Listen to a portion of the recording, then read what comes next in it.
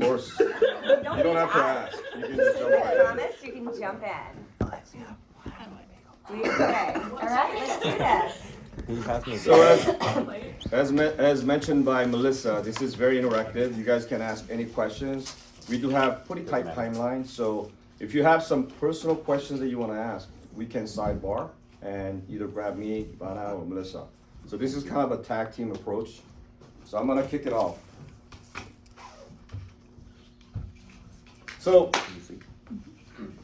when you drove in today, I know that an unfortunate incident, but how many red cars have you seen This morning? this morning? Probably one. Two. Yeah, I would say One. Do anybody else know? I don't remember seeing any. I've been seeing the same red car though. It's real creepy out. Why am I asking this question? I'm kind of cheating because I'm familiar with the red car theory. Okay, that's good. So it's kind of like if you won't, in this case, you don't know how many cars you saw because you weren't looking out for them. But when you have your eye on the opportunity, or if you made this deal, if you saw a certain amount of red cars, you get like $100 per red car. You keep your eye out for every red car. Exactly. So, very good.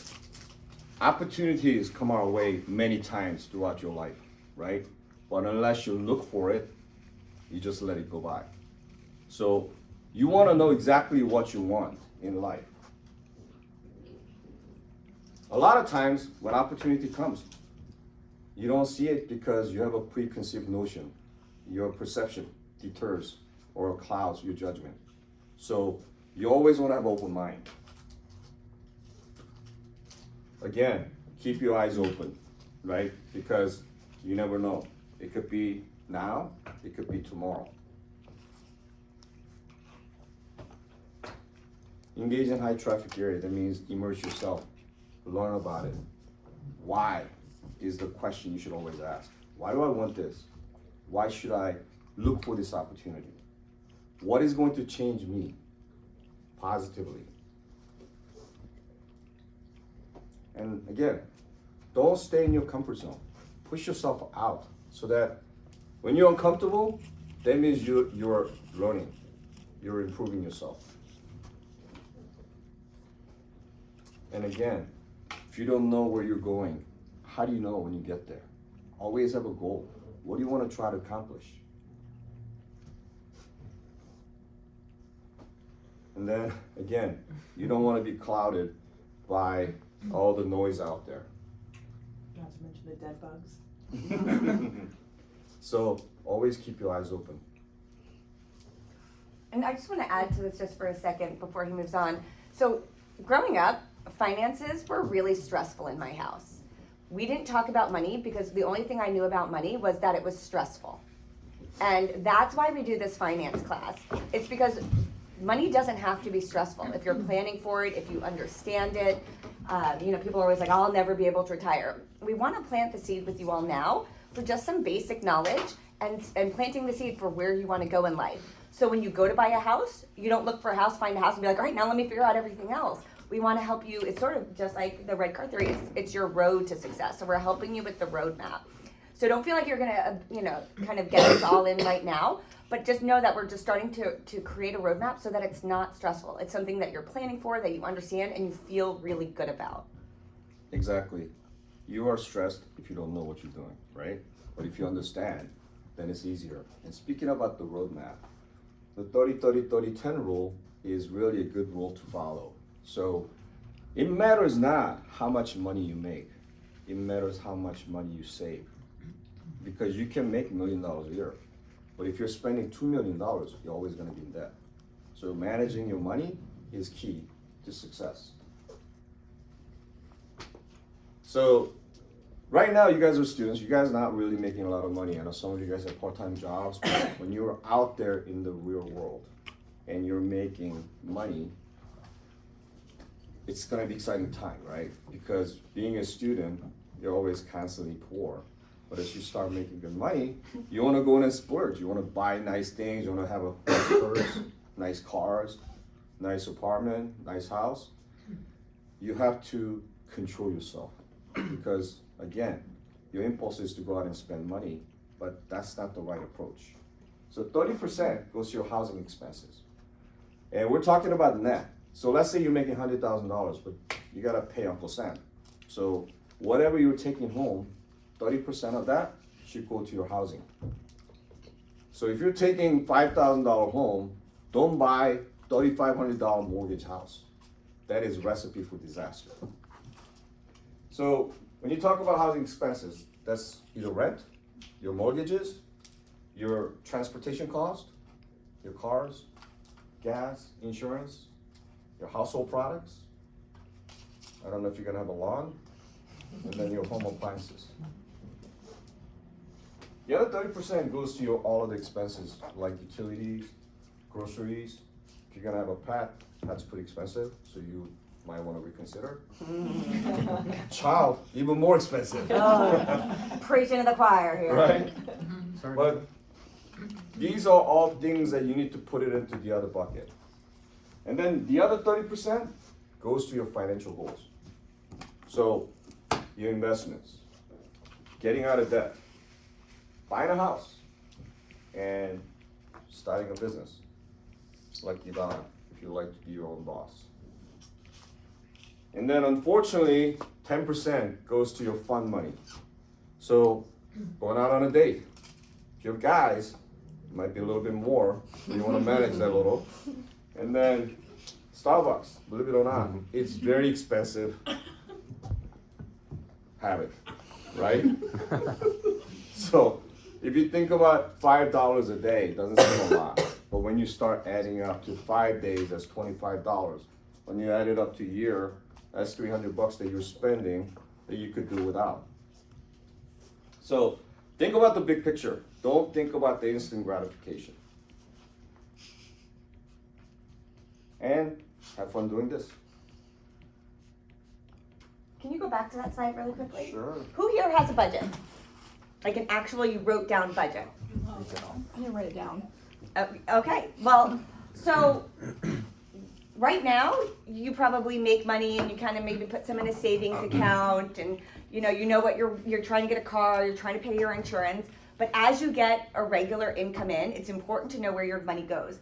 And they call it the latte factor, but it's not just Starbucks. My husband does not drink coffee. And when we actually sat down at the end of the year and we I literally pulled and coded every single thing that we bought. I was like, do you realize you spent $3,000 in eating lunch? Yeah, just because he was going to lunch at work. He was, taking his employees out to lunch. This year, and that's not that much, $3,000, what is that, $300 a month? That's less than $300 a month that he was spending on lunch. And you realize that's easy to do when you work in an office. So what do you buy? Maybe it's not every day. Maybe it is a coffee. To me, coffee is life. I'm going to buy that coffee every day because I deserve it. I've worked really hard and I want that. But what is that one thing that you can do without? And that's what the latte factor is. Maybe it's coffee. Maybe it's that every day you grab a bagel on the way to work. And when you add it up for the entire year. If I bought this every day, what would it cost me at the end of the year? And then see if it's worth it. Because that's where people think like, oh, it's only $2, it's only $5. But when at the end of the year, you look and it's $3,000, that's where that money adds up. So when we talk about this 30-30-10 rule, obviously you don't have some of this right now, but this is the direction that we need you guys to go in. I should probably organize mine a little bit better as we're going out. Emergency fund, super important. And you're gonna find that most people who really are like, I don't know how I got so over my head. They didn't have an emergency fund, they didn't plan, or there's medical costs. And those are the ones that you have to get yourself, a good medical plan when you actually go and get your first job. You need to understand your medical plan. These are really, really expensive. You need life insurance at some point. If you're gonna buy a house, you should have life insurance so that you're not, sticking your partner with debt. But even let's just say once a week you go out with friends and you spend $40. How much does that add up at the end of the year? So, yeah. I should have maybe expounded on that emergency fund a little bit more, but when you talk about emergency fund, some people call it rainy day fund, you need to have enough money to last if you lose your job. So typical rule of thumb is about 6 months worth of your expenses. So let's say that you have a great job, but tomorrow they have a layoff and then you're out of job. you need to be able to sustain your lifestyle for 6 months, because within that 6 months, hopefully you can find another job. So think about all the expenses that you're gonna spend, and those are the household expense and all of the other expenses. Those are must. So if you're spending about $3,000 on your rent, your car payment, your insurance, whatever it is, you need to save 6 months worth of that money as a rainy day fund. Melanie? And can I just sideline on that real quick? Please. Yeah. The stress that accumulates when you don't have that and all of a sudden something happens basically spirals into every part of your life. That's so true. It is, I can't emphasize that stress factor enough. And, you know, for somebody who started a software company and self-funded that software company, I can tell you from first rate experience, you never know what's gonna happen next month. Not just when you're running a business, but to Melissa's point or AJ's point, you may get laid off. Market could crash. Things that are pandemic happens, completely out of your control. You still have to pay those bills. And, you know, for some of those, you know, items, like in a pandemic situation, you know, there's some forbearance there and things like that, but in most cases, that's not gonna be it. So I just wanted to point that stress factor out because, you know, many times I've been asked by people, how did you feel comfortable just diving in and starting your own business? It's not an easy decision, but one of the main factors is because I had a huge emergency fund that I could live off of, and I wasn't going to take on the risk of, you know, losing my house or something like that. So anyway. That's a great point. Melanie? Question, will these slides be shared with us? Yeah. Yeah. And then, what's the best way to kind of like keep track of all of this? I'm gonna get right into that, yeah. And even with, Great question. that's a really good question because, so my husband and I have very different outlooks on money. I love to spend, he loves to save. It's very, very true. Totally opposite. Yeah, no. After brunch one day, I actually commissioned a painting of a monkey in a NASA astronaut costume, painted in diamond dust, I kid you not. I sent a picture to my husband, like, isn't this great? He's like, what did you do? But that's the thing, is we plan for that. We plan to have our little, you know, buckets. With the emergency fund, every one of you will hit a point in your life. It could be a job loss, it could be a medical issue. Maybe it's a medical issue for one of your parents that you need to have a safety net. It will be one of the most important things you do, and you plant the seed now, because even though you only have a little bit now, by putting that 10 to 30%, at least 10% should go in that safety net. And then, you know, as you're buying the house, that goes up to the 30%, but 10% needs to go into the safety net that you're actively building. And I love to tell, not that I love to tell the story, it's a horrible story, but my brother was in his early 20s, got stitches, ended up with a staph infection that went to his heart, and he went into heart failure and needed a heart transplant from stitches from cutting his foot at the Tropicana. That happened. So then there were medical bills. There were thousands of dollars that, you know, I had to help my parents out. We had to cover the cost of his house. All of that we had to plan for. So know that could be job loss. It could be something in your family. Maybe your parent gets cancer and you've got to step up. You need to plan to be able to support yourself. You will be much better off. All right. So you're kind of talking about budget. There's so many great budgeting apps. NerdWallet is my favorite one that I use, and basically I link all of my accounts to it and I see where the money's going. So what happens is at the end of last year, my husband and I looked at it and I was like, we spent $3,000 on dining out last year. What's our goal for this year? Yeah, you have to eat at work. How can we fix that? We spent an astronomical amount on feeding a family of 5. I was like, all right, Costco it is, no more Trader Joe's. Those are the things you figure out. So you look at what your total expenses are and you think, all right, which ones are important to me? To me, I like to have a little spending money. I don't need to eat out at lunch. I don't need to buy food. I'm perfectly fine eating a bag of chips for lunch or my cereal bar that I eat every day. I would rather spend money on clothes and other things. My husband needs to eat. So you decide what's important to you. So my husband and I, we tracked everything with that app. And then we actually created an Excel sheet. And I'll show it to you guys just because this is something that you can do. I put in here my living expenses, go. Everything that I have, that 30% that we have to pay for, that does not go away. If I'm like, you know what, I don't want to spend money on this month, it doesn't matter. I still have to pay for all of this. I have signed contracts. And yes, dance school is $700 a month for when you have kids, when you have two. It's insane. Life insurance, IRA, the gas bill, the water bill, the energy bill, homeowners, mortgage, kids' college accounts. For my kid to go to nursery school is $1,100 a month. Internet, phone. No matter what I do, those bills are still there. And then I figured out the ancillary expenses, things I could cut back on, groceries, pet food and care. You know, I don't need to go and buy them all the toys every time I go there. Wow, that's a lot. And that's budgeting. That's budgeting. I was spending $3,000 a month in groceries with 5 kids. Wow. And I also bring all the neighborhood kids to my house for every single Girl. every single day. I don't mean to. I'm like, my kids aren't even home. What are you doing? Oh, it happens all the time. What's Santana? Santana's my nanny. Oh, got it. Yeah, so $2,000 a She's month. going to a I concert. know. Yeah, I guess. hanging out at Monthly Santana. Yeah, concert. Santana's my nanny. Santana's having lunch at her house too. And then discretionary expenses. These are things that I spend money on that now I have to decide what I can afford. You know, Disney and Hulu, lunch kids eating out, entertainment, traveling, clothing, holidays, birthdays, things like that. And these are things that I have to pay, but only come once a year. Car insurance, vet bills, ring insurance. Because you know what, guys, when you buy somebody a ring to get married, you actually have to insure that in case it gets lost. Oh yeah, because if it's lost, it's gone. Because it's expensive. It's expensive, and it's not covered by your homeowner's insurance. So we took how much we made, we subtracted everything we had to buy, and then the things that we wanted to get that month, and we had $500 left at the end of the month. That's for eating out, that's for Starbucks, that's for 2 people. And we're like, holy cow, that was a little scary. So we do that every single month. So we figure out all our expenses and we figure out, okay, I have to pay my college tuition this month. So I had to put that in there.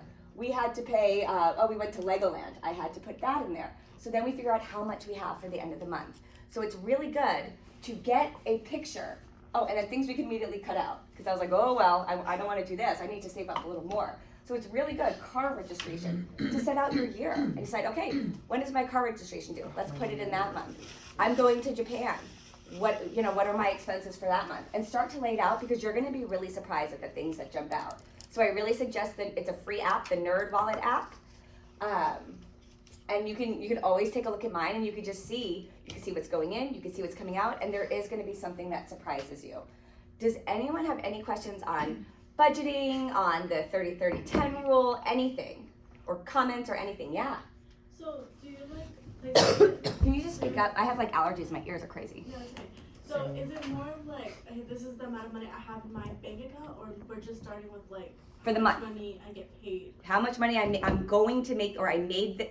You can either say how much money did I make last month, or how much money did I make this month, depending So on it's if you your get a net. Actually, regular. the whole picture really is what you Yeah. should be looking at, because if you're looking at what you have in your bank account, then you're not really putting aside on that emergency fund. So something's gonna give, Yeah, right? what's going to happen at the end of the year when your Yeah. car insurance is due? Right. You need those savings in there for that. So your money is what is your income. Basically, just like a business.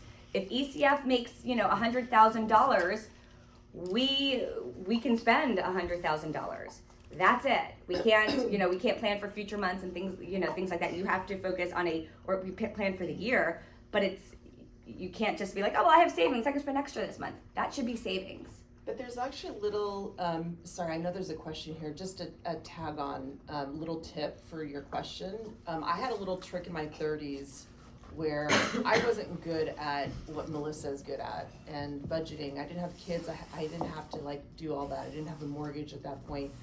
So if I were to not do anything, I would just spend all my money. And so my trick was to have 2 accounts. And now with newer technology, and I'm assuming most companies have this, you can actually go online and go into your account and say, okay, I want 10% of every single paycheck to go into this account. And that way I didn't even see it. And so I wasn't tempted to spend it. And then at the end of the year, wow, I got, $3,000 extra dollars or whatever it is. So there are little tricks like that if your brain doesn't work in this fashion and mine does not, that you can No. still get there, right? Is it better to do that with like the bank that you're using, or is it better to use another? Cause my brother, he does the same thing. Like he takes a couple percentage off his like paychecks, but he puts it to another bank and he doesn't ever see it. So that's good. If like I actually have that as well. And that's good because I know I'll never touch that money. I have to drive to that bank. I'm not going there. I'm not moving it over to my checking account. But most times you don't just get a free bank account. There has to be a direct deposit going in, a certain amount. So you don't want to pay any fees for opening up a second bank account. So you have to know yourself. If I have it in my Bank of America, which is my regular checking account, and I have a savings account, I know if I run out of money, I'm just going to move it over. But if I have it in my credit union, I know I'm not touching that. That's my real emergency one. But I get that one because my husband has a credit union. So you don't want to spend money having an account. Not like I'm gonna get married anytime soon, but like, what's your philosophy with like marriage finance? I don't know if that's a term. Protect yourself. Know that. That's such a good question. Yeah, protect yourself. So I am incredibly happily married. I think I'm gonna be married. Like, if he ever told me he was leaving me, I'd be like, no, you're not. Like this, that's not. Thank you, but It's not an no. option.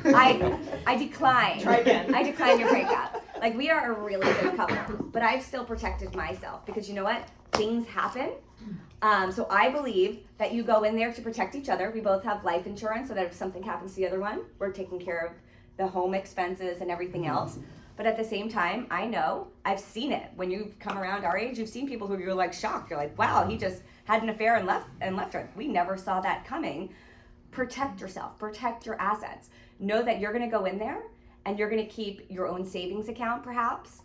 Maybe you have a joint checking account, but you keep your own savings. You have to be very honest about your money, but know that this is yours. This is how you protect yourself. This is your IRA, your 401k, whatever it might be. That's my opinion.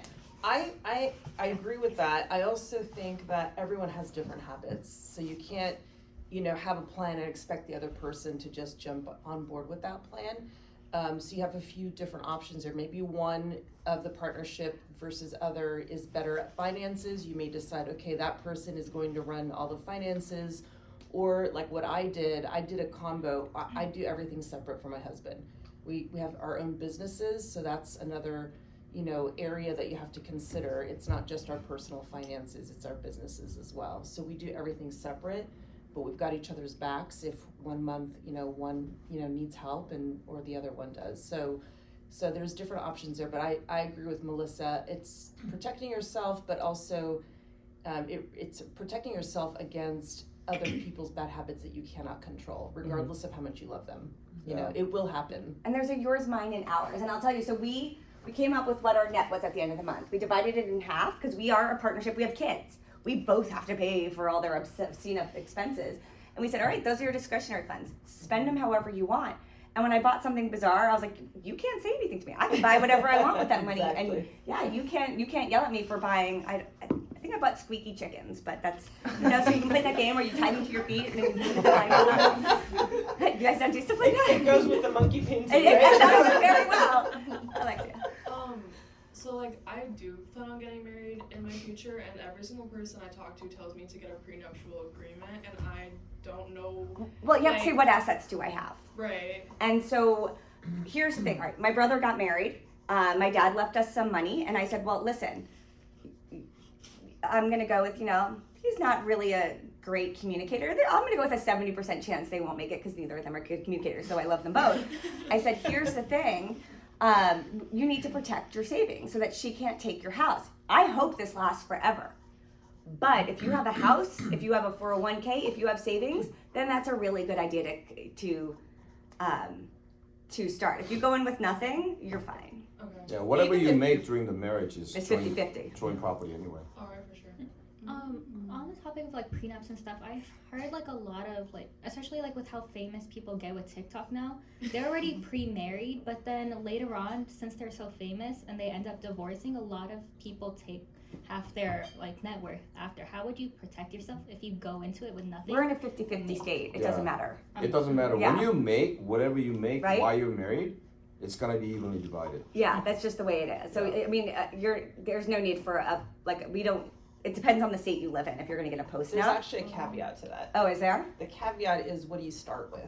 That's what I mean. So Yeah. beginning, if you have nothing, it doesn't matter. Right. Yeah. But if you have pension, if you have 401k, if you have assets, then If you you want to have your protect own yourself. house when you get married, you keep paying those bills. You're only you are paying those bills.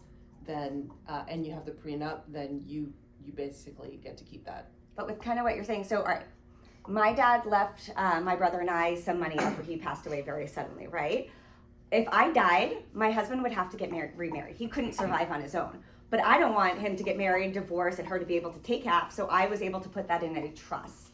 So that's something as you get older, you can figure out as well. I did not expect going down this road. Yeah, no, yeah. It's fine. I mean, this is This is really all awesome. good questions, right? But keep in mind, we're not discouraging you guys to get married. Right. If you get Protect married, yourself. you actually I'm discouraging you. achieve your financial goals faster because now you have two people making and going for the same goal, right? Mhm. But at the same time, you want to protect yourself because, like she said, she could be a spender and the other person are not, or vice versa, right? So you want to have a common goal to achieve. And the last thing is this: if you're saving money, right, you're also not spending as much because when you're going out on a date, it gets quite expensive. But when you get married, then you're perfectly fine hanging out and watching a movie at home, right? So there's both factors that can help you achieve. I'm Those not. are great points. We have exception to the rule, right? But no, the communication is what's important. Even as you meet someone and you want to live together. Well, you just have to have the conversations of, well, you know what? He loses his job. Are you going to step up? Have those conversations at the beginning. Don't put on your rose-colored glasses and be like, oh no, we're going to be together forever. We're splitting all expenses.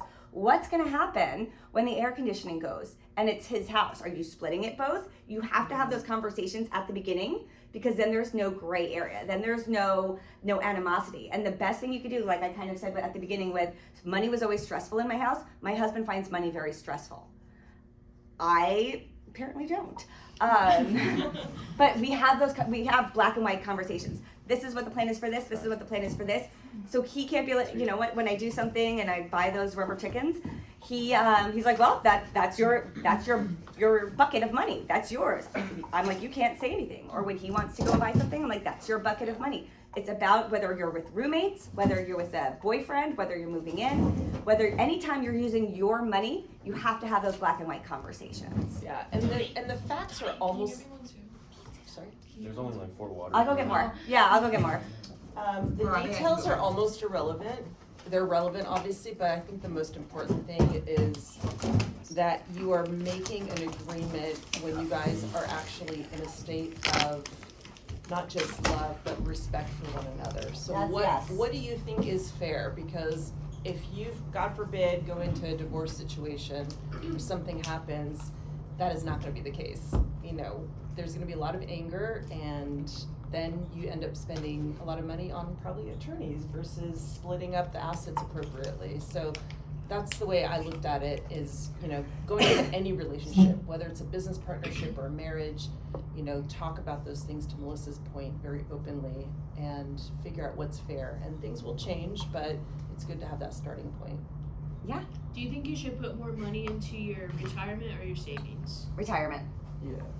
But you're gonna make better, and jump in if you don't agree. Well, we're No, gonna talk I- about that. Yeah. we will. Yeah, we're gonna talk a lot about that. It's really important, and we'll talk about it. Who else said something? Okay, great. A question. So, a lot of people talk about it, but it doesn't stick to my head. What's a 401k? We're gonna get to that. I'm so glad you Why asked. don't we get to the next topic? Yes.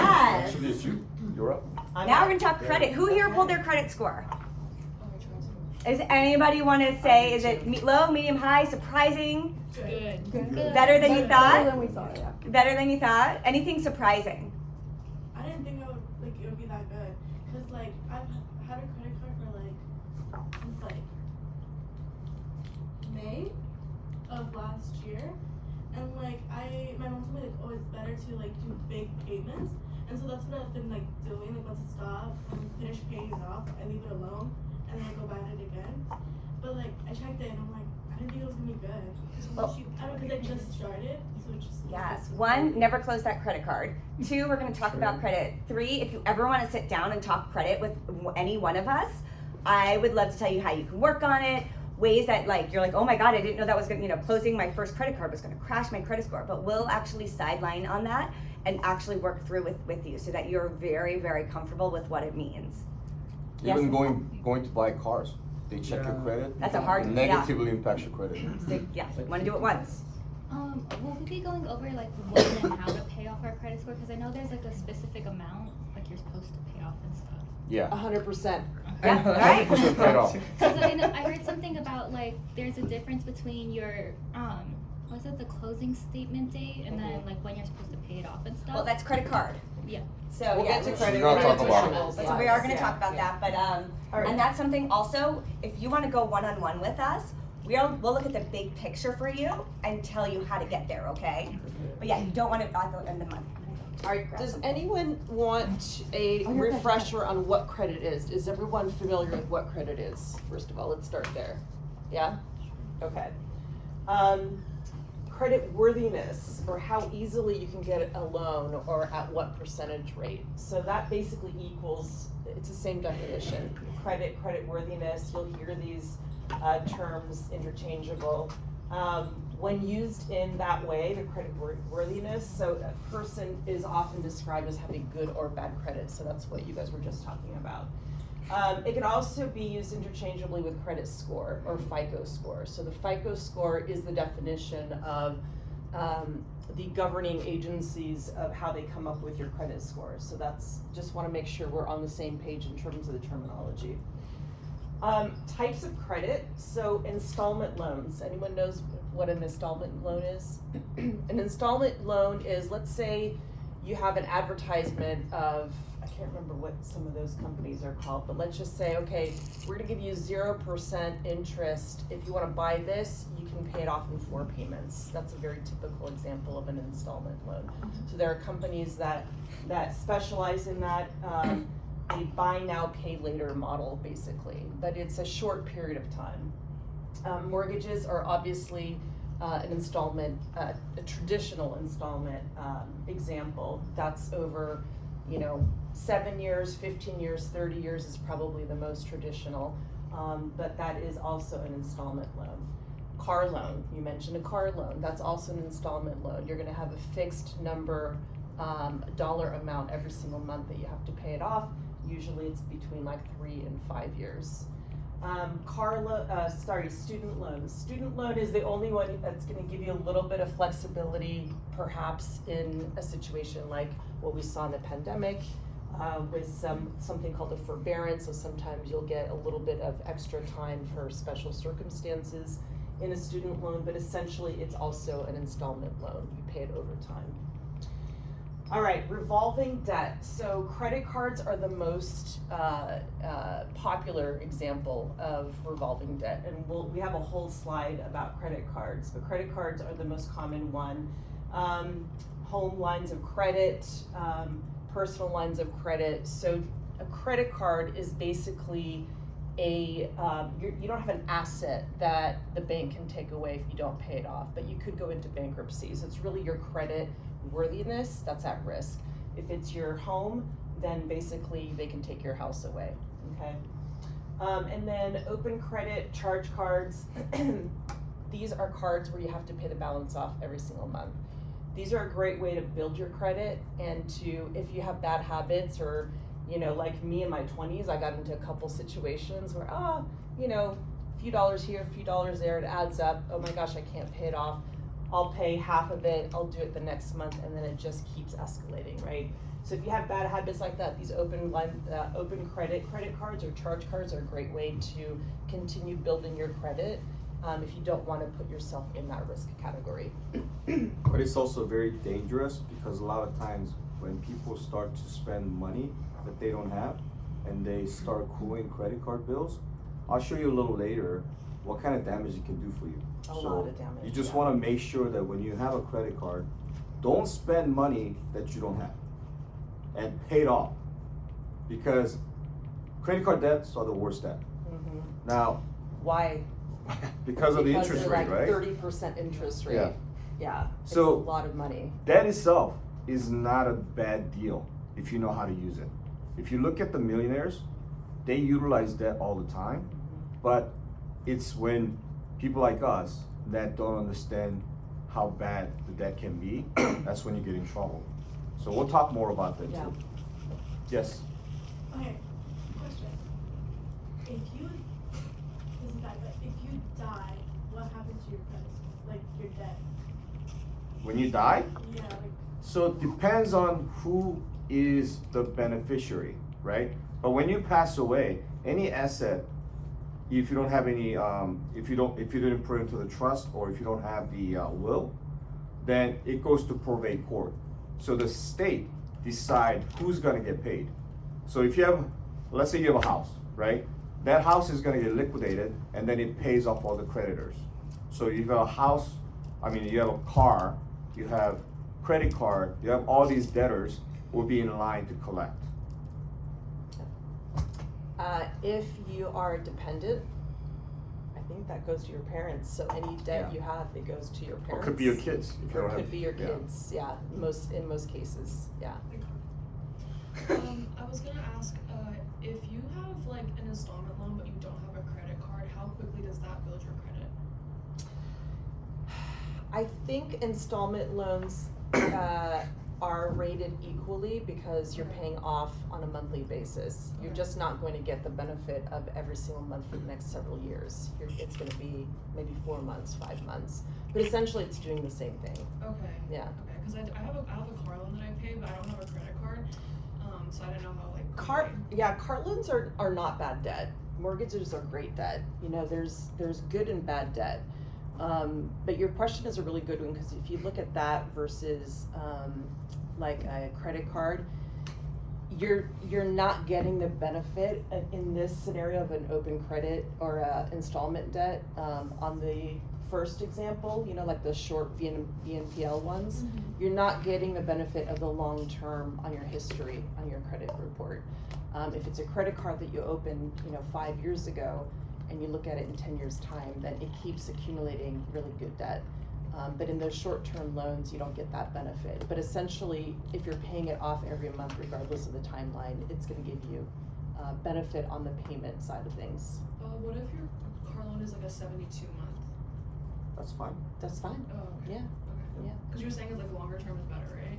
No, I'm just saying a longer credit history is Consistent. better. Okay. Yeah, Okay. exactly. So if you pay off your credit or your car, that's really good on your credit score. Yeah. You're done, you move on, you're still gonna have other credit. It's not going to affect you negatively. But we're gonna get into how closing credit cards and things like that will affect you negatively.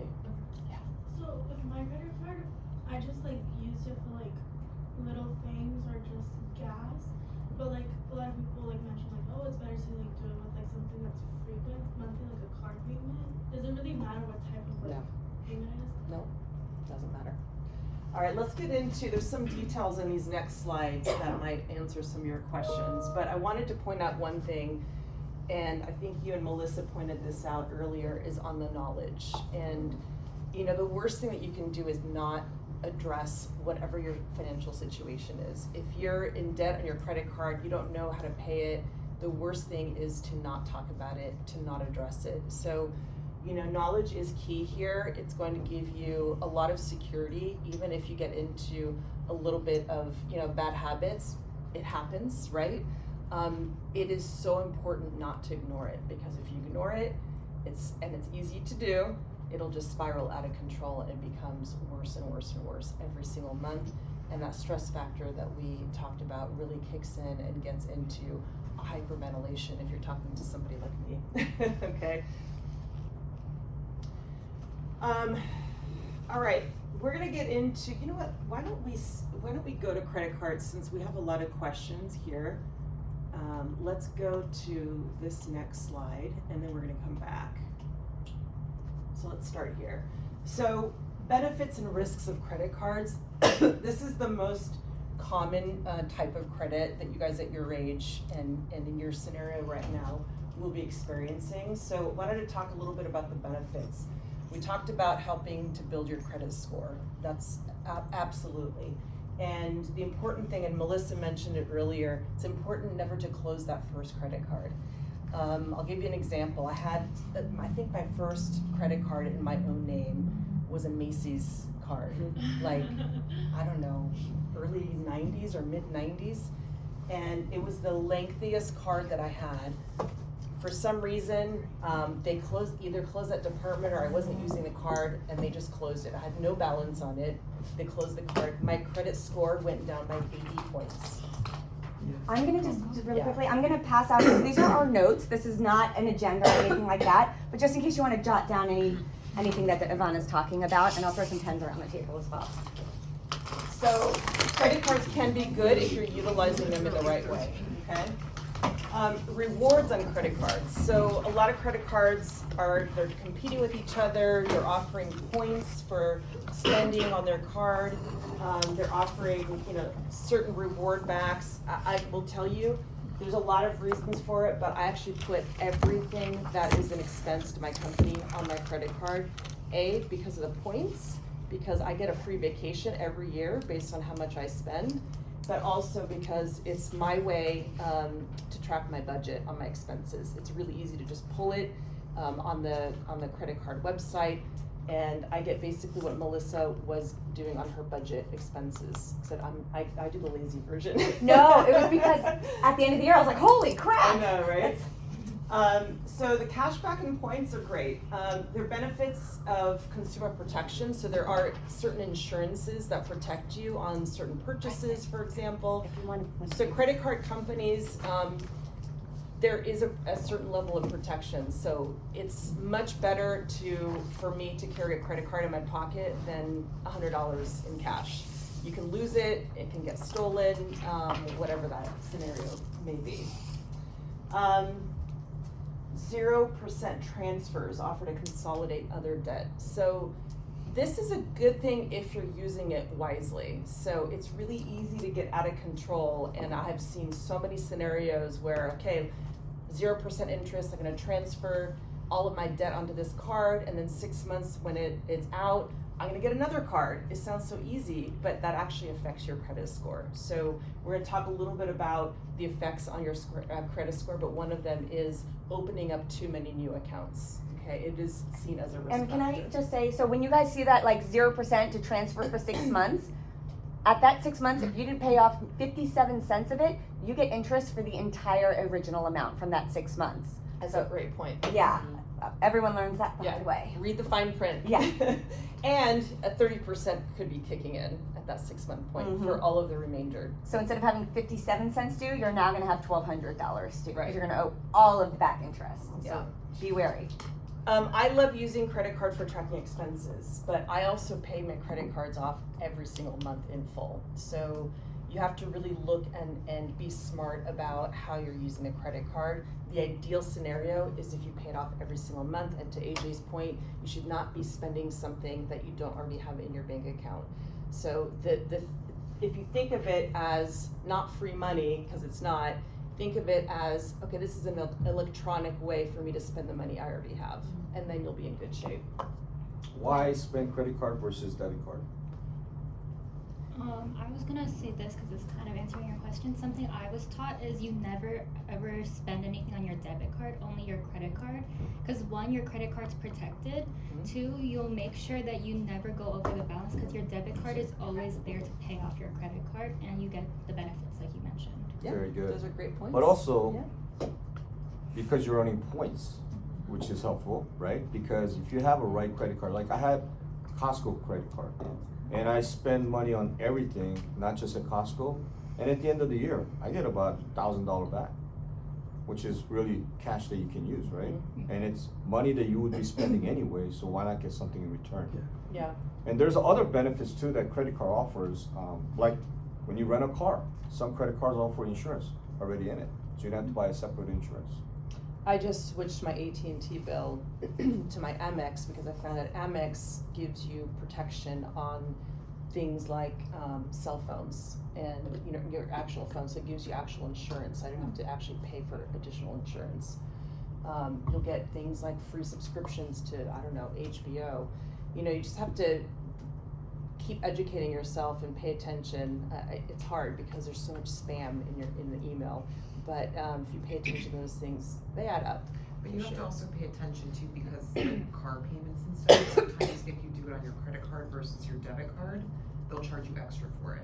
The credit cards will. Like, Yeah, they'll and take you don't it notice when it. I ask. Yeah. You don't notice it. Like, even if there is a end of the month interest charge, they don't necessarily put that right on your statement. You have to look for Like a that. convenience fee to use Yeah. the card, Right. but it actually ends up charging you more. So just things to like keep an eye out. Ask those questions. Even little things like transferring your Venmo money back to your bank Yeah. account. You could do it instantly, but there's a fine print. They're going to Yeah. charge you 2% of that money if you do it instantly. So there's always a little catch. Remember, the credit card companies have to make money, and they make a lot of money. People make it's human error Yeah. a lot of the time because you're not paying attention. No. Or desperation, and hopefully, none of you get into that situation, but it happens all the time. How often should you use it? Cause my mom says cause the way my mom does it is that she uses it and then she goes months without using it and uses it again. I do it by I use it and then once everything it's a good amount, I'm like, okay, this is good enough. I can build up to pay it off and then just leave it alone and then go back at it again. Your best scenario is to use a little bit every month and to pay it every month, the full amount. Yeah, you should never have so much on it. You have to worry about paying it off. Exactly. It should be like, all right, every month I put my Hulu subscription on there. Or I put everything on there, and at the end of every week I pay it. If you don't pay it off every month, you're wasting money. It is very, very expensive to only pay your minimum on your credit card. Very So expensive. If you have $100 on that credit card, chances are you're paying $18 because you didn't pay it off. 18% is a lot of credit cards when you haven't it's had a it lot around for higher a than while. that. Smart. Oh, is it higher It's than like that now? 28%, I think. Oh, okay, so $28. Interest It's is a gone up. lot. Oh. Yeah.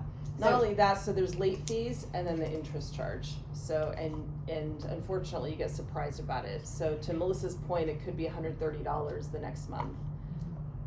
My mom always told me when you're getting a credit card to avoid variable interest rates or rates? whatever. Is that I don't really know how that kind of stuff You works. can't really avoid that on Yeah. credit cards. You Okay. can avoid that on mortgages Okay. and other types of loans, but not on credit cards. Banks will determine the rate, That's and then right. you're stuck. Oh, okay. So credit card Yeah. bills, if you're paying 20% today, but they decide to raise it up to 30, you don't have a It's up to choice. them.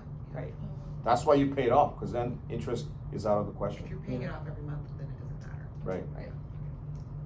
And to what kind of your question, what you were saying, if you have, and this is kind of what Melissa was saying too, it's spending, everybody was saying, spend what you have. So if let's say you have like a monthly Hulu subscription that you're paying on your debit card, or it's coming out of your debit card, consider maybe putting it on your credit card because you have the money already to pay it. And that way every month you're kind of like keeping that going, but you have to pay it every month. So I have Yeah. one credit card that I want to make sure I'm using every month, but because I don't want it to close and I don't want to forget about it, and I only use it for certain things. I have my Verizon bill goes out of that credit card, and I actually have the next day automatic payment sent to cover the exact amount. So I don't even have to think about it. It's set up. One pays, one charges. One pays, one charges. And so I set it, I forget it, and I don't have to worry about it.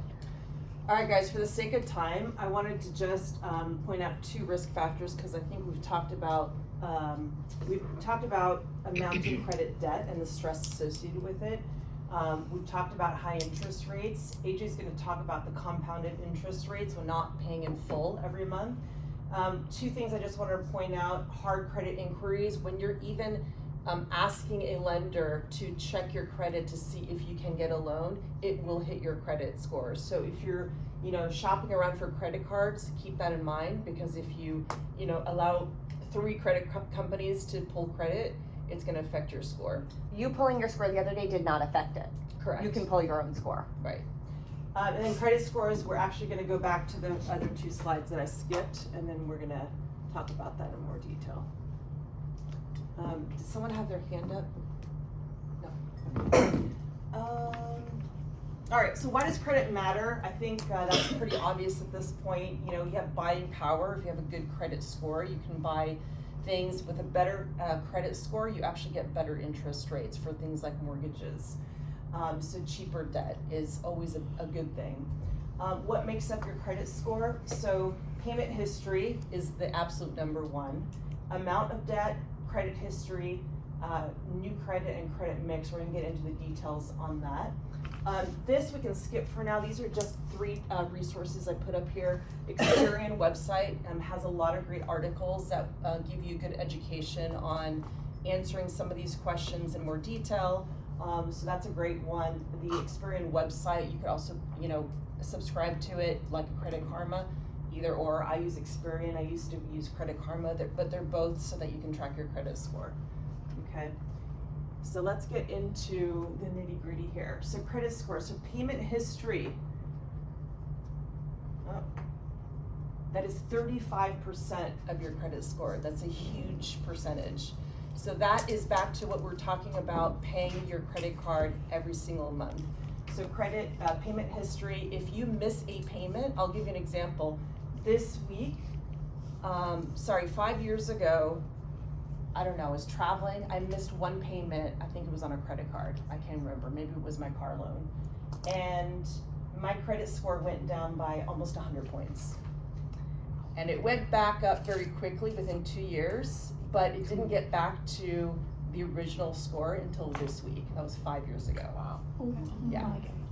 So I just hit 800 again.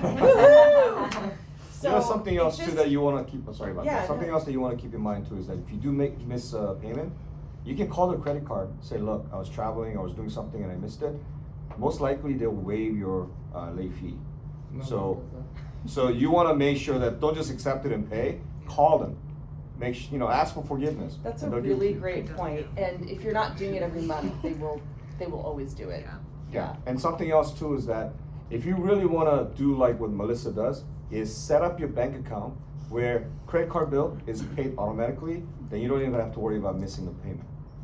So that's another good way to keep track.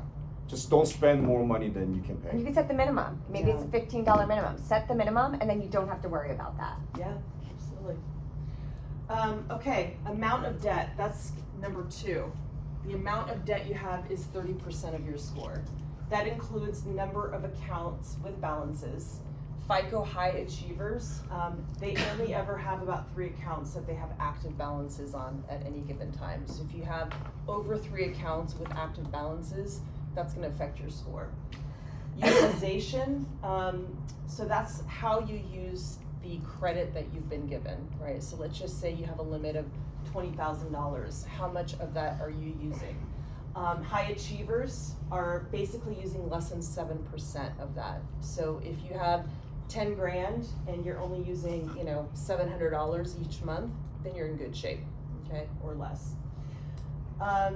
Total balance owed. So most of the FICO high achievers, this is an Experian term, they owe less than $2,500 on their revolving and or open accounts as credit cards, charge cards, and department store cards. Now, if that number, I would say don't use that number because right now you guys aren't making a lot of money.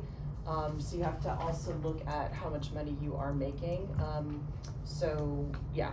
Most likely you're not going to have that much of a balance, not a balance, but credit available to you. Okay. So use that 7% and not the 2,500, but that gives you kind of a number, of average basis number for the average population. All right, credit history. Your credit history is 15% of your score. That means the age of your oldest account. Remember the Macy's credit card example? And the average age of the accounts. So this first credit card that you've ever opened, don't ever close it. There's no reason to close it. Use it once a year. If you're not using it anymore, don't freeze it in your freezer because they will close it after a while, like they did with me. But it's going to be very, very important to have a really long history there. And new credit, which is 10% of your score. That is the age of the most recently opened account. Again, the credit card companies, or the bureaus rather, they don't wanna see you opening up new cards all the time. You're messing up with the average of your credit history, and the age of those new accounts. And if they see a lot of hard hard pulls on your credit. So that means you're shopping around for new credit, regardless of what kind. That is a red flag for the credit bureau. Okay. All right, credit mix. I believe this is 10% as well. So that means what kind of credit do you have? So you want a good balance of credit. The first kind would be a bank issued credit card account, which you probably all have at least one by now. Revolving accounts, so you know you're taking money out, you're paying it back on a regular basis, and the installment loans. And the most healthy kind of installment loan would be your mortgage. Those are really good types of credits. So the credit bureau will look at the credit mix. They don't want to see all credit cards. They don't want to see all revolving accounts. They want to see a good blend of things. How, like, what's the good amount of the credit cards to have? Is it like one? Is it two? Like, I've heard there's so many people that have like so many. Like, credit So cards. many is not good. It's like, If You want to have about two, right? Yeah, so I mean, one yeah. you use primarily, another one kind of as a backup. The only reason I have two is because I travel a lot, and in some countries, American Express is not accepted. You have to have a Visa card. So that's the only reason I have more than one credit card. And I think I actually only have 3 credit cards total. Me too. Yeah. I have one business and then one that Yeah. I use a lot, and then one is a backup. To me, it's easier to track. And if you have all of your history on a couple of cards, it's really much easier to budget and to look at the end of the year, you know, what you've spent and that kind of stuff. So you know, And she don't feel talked like about you need 3 now though. yeah. Like, Right. do something where you have Exactly. one now, you start working on your credit, and then God forbid there is what is that called, fraud on it. That way you have a backup one. Yeah, that's but a great one point at this as well. point of your life is plenty. Also traveling too. You don't want to carry both credit cards with you all the time because you know there's countries that you can have a pickpocket. Mm-hmm. So you want to have one kind of a backup in a hotel room and then another one that you use. And then when something does happen or you lose it, you're not kind of stuck or stranded. You guys, some of you are traveling soon, right? Yep. Okay. You know what? I'm glad you said that because there's a couple things that you guys need to be aware of when you're traveling internationally. First of all, it's cybersecurity. So you don't want to be looking into your bank account online on a free Wi-Fi in the middle of a square somewhere in Japan, right? So that is a risk factor, and make sure you're on a really secure Wi-Fi network. 2, you don't want to pay high interest or exchange rates when you're getting were you guys going to Japan? Japan, Yeah. So if you're looking to get some yen out, I always do it from an ATM at a bank. You know, you've got your ATMs at the bank. Don't do, you know, random ATMs that are not a trusted brand. And there's a little trick. So you're gonna get the best rate at the ATMs instead of the cash exchange or foreign exchange, especially not at the airport. Do not ever exchange money at the airport. They're gonna charge you probably, you know, 18%, or I'm exaggerating, but it's a No, lot. it's actually 25%. Is it really? It's a So lot. when I went yeah. to Italy last week or 2 weeks ago, I pulled out money I exchanged money at the train station. I gave him $300, and the euro is like 1.1 or something. I ended up getting less than 200 back in euro. So they took over $100. You hit a mafia spot, didn't you? Exactly. It's a lot, you guys. So best thing is if you have an ATM card, go to a secure place. Don't do it at night. Make sure it's safe, and you know, get your. And don't your take money out of foreign credit currency card either. That's the there. No, Never. never. But as we're talking about being safe, so and I'll use just a personal example. When I went to Mexico back many years ago, my credit card was stolen, and then I had nothing. I had the handful of cash I brought with me. That's why we say have a backup card. Yeah. So whether it's a backup, you have a backup debit card, and that's your safe. That you leave somewhere very, very secure in your, you know, where it can't be found as a, what happens if, you know, you get robbed? What happens if your hotel room gets robbed? It happens. Where's your backup so that when you're in another country, you can't just call Visa and have them send another one to you, or have your mom wire money to you? That's gonna cost a fortune. What is your backup? Which And leads also- me to my. Yeah, I Yep. was gonna say, and also call your credit card company before you go That international. was my Yes. last point. Yes. Yeah. That's So so they the don't credit freeze card it. companies track your average kind of spending. spending, but And activities, where, right? yeah. You know, they're so smart about how you spend your money, where you spend your money. And they don't do it for your protection, they do it for their protection. So if they see all of a sudden charges in Japan and you've never been to Japan, they will shut your credit card down. And they will try to call you, and if you're not on an international phone and there to answer their call, you will have no credit card. It's funny, when we were actually buying our flights for Japan, I Yeah. was trying to put it on my credit card, and they said, "Oh, there's an error." Like, I thought I put a number in wrong, and I was there for like 10 minutes. I'm like, "Why isn't it working?" Uh-huh. And They then I want get you a to approve it, notification right? on my phone. I was like, "Is this you?" Yeah, I'm like, that's "Oh, right. They locked my card. Exactly. I can buy a ticket." Exactly. So it's good that they have that protection, but you Yeah. have to be aware that So you it definitely could want to call them happen and be like, as well. hey, by the way, I'm leaving on Tuesday for Japan. That's right. There's also a user-friendly credit card for international travel too. Some don't charge fees. Yeah. So you wanna shop around and make sure you get the credit card, Mhm. that doesn't charge you every time you spend money. That's why I always try to use my Amex when I'm traveling. They do not charge the foreign exchange. And something else for those guys that are going to Japan, Japan is not really user-friendly when it comes to credit card. Yeah. So you need cash. I didn't know that. Yeah, they're a little analog. With credit cards, my cousin, she came to visit, and it was her first time like being here since she got a credit card, and they closed it, and she's only from California. Mhm. So like, Yeah. even if it's just out of state, you gotta. It's Yeah. probably Bank also everything. because she doesn't have a big credit history as well. Oh no, she's had her card for a while. So she hasn't come here. And Yeah. Yeah, but so if she they doesn't can move answer- around a lot, they're gonna be Yeah. like, well, this is out of her norm. Yeah, exactly. Suspicious activity. Yeah. Stolen. Question. I had a question. Yeah. So if you just recently like applied for a loan and they did like a hard inquiry on your credit, how long should you wait until you apply for a credit card? I mean, if you really need it, you don't have to wait, Right. but I don't know what the amount of time is, probably at least 3 months Okay. minimum. Okay.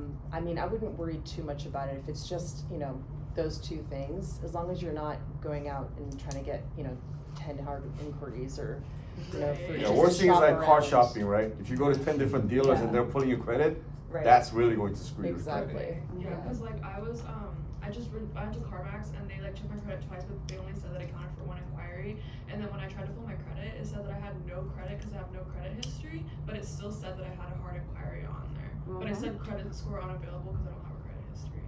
Well, So- you should go and get a credit card because Yeah. what you can do is just start that credit card and you're just paying it off. Right. So it doesn't matter if they give you a high interest rate or whatever it might be, and then you can ask for them to lower it down, the interest rate, after you show them a little bit of history. I'm And if just you like don't- oh sorry. But if you don't pay it off, it doesn't No, no, matter. Yeah. I mean, if you do pay it off, it doesn't matter. I'm just like a little nervous about like how because they say when people told me like not to spend over $10 for 10% of what you currently have in your debit account, like whatever, on your credit.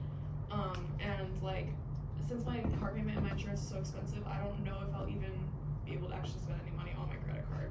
I put it on my credit card and then I just pay it right off. What do you You put on just- your credit card? Whatever I'm buying. Okay. Starbucks, which is the worst example, but Yeah, but whatever I'm buying. Grocery, Yeah, groceries, if your okay. your car payment can go on it, some don't let you. Someone has to go from the bank account. Okay. You can put it on it and pay it right off the next day. Okay. even if you go out to lunch. Yeah, you put it on, you pay it off. But and I'll use one of our more than one of our students have actually gotten the credit card, and they knew they weren't ready to be responsible. So we set up whatever there was their Apple Music. They set up the immediate payment, and we locked it in my drawer downstairs until they Oh, yeah. Period. I might need that. And I'll be honest, like Diana just came to me the other day and she goes, I think I'm ready for my credit card now. And so she's had it in my drawer for like 3 years. Yeah. But she just knew, she was like, I'm not ready, but I want to work on my credit score. So she did it, we locked it up, we created a payment, and that was it. Okay. And most likely your first one isn't going to have a huge limit. Yeah. Let's hope. Yeah, right? well, I would hope to get one that has a smaller limit anyway, just because like I've been getting coffee every day. So. Well, yeah, but a bigger limit actually helps your credit score as long as you pay it off. But Okay. with that said, know your danger level. Right. Like I have an obscene limit, but I know I'm never going to go close to it. So when people are like, "Oh, your credit card was declined," I'm like, "That's impossible." Like, I'm in trouble. Like my husband's going to divorce me if that credit card was declined. But no, know that sometimes you have to be like, you know what? I know $500 is my limit, or $1,500 is my limit, because after that, I'm in trouble. Right. But if you feel like you are responsible enough, Okay. a high limit is not a bad thing. And You some can ask credit for a card- higher limit too. I do every few months, Yeah. not every few months. Some but- credit card companies will allow you online to set an alert as well if you get to a certain point. That's true. Okay. So look at those little tools. We're gonna have to move along a little bit, right? I think we're good on this. But this is something we'll sit down with you guys individually and review your financial stuff because we want it to not be scary. That's you. All Does right. anyone need to take a 5-minute break, get I some do. waters, coffees, bathrooms? You guys want to do that? Or is it too much information all at once? Yeah, no, good. You guys ask great questions. Yes. It's very engaging And it's all very conversation. It's good. personal. I'm gonna just Like grab my constantly phone, make sure it's not dead. Alexia. Oh, yep, it is. Yes, Look at that. 11 o'clock. Let's start